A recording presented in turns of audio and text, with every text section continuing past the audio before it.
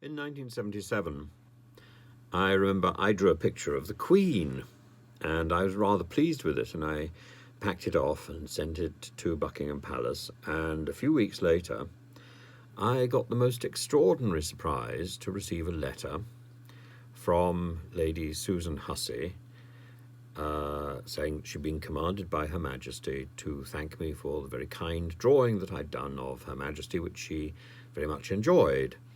And I was tickled pink. And so I am disappointed to hear the story that Lady Susan Hussey, who was one of the Queen's ladies in waiting and was kept on as the ladies of the house by King Charles and by Camilla. And she fell foul of a situation yesterday where she asked, quote, unacceptable and deeply regrettable questions about where a guest was really from. The guest was Ngozi Fulani, who was is a British-born director of the East London charity Sister Space.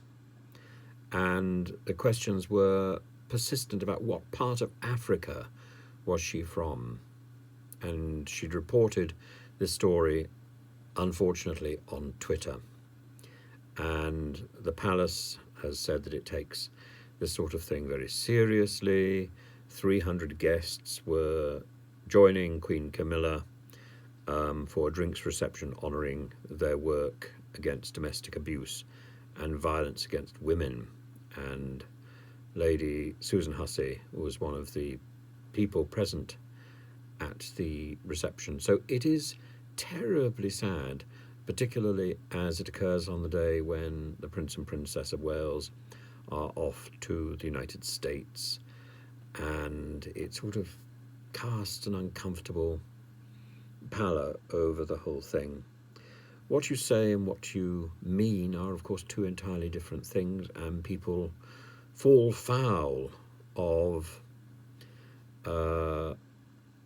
what is and what is not acceptable language. And again, I refer to Miriam Margolyes this morning, who doesn't seem to care what she says or what she means, but we know she has a kind heart, and I think there is no doubt that Lady Susan Hussey has a kind heart as well.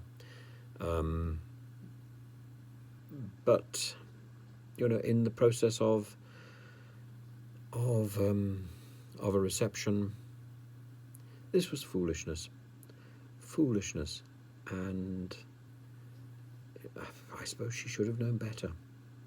But it is very, very sad, and I'm quite moved by it, really, as I say, because it touches on a bit of my past.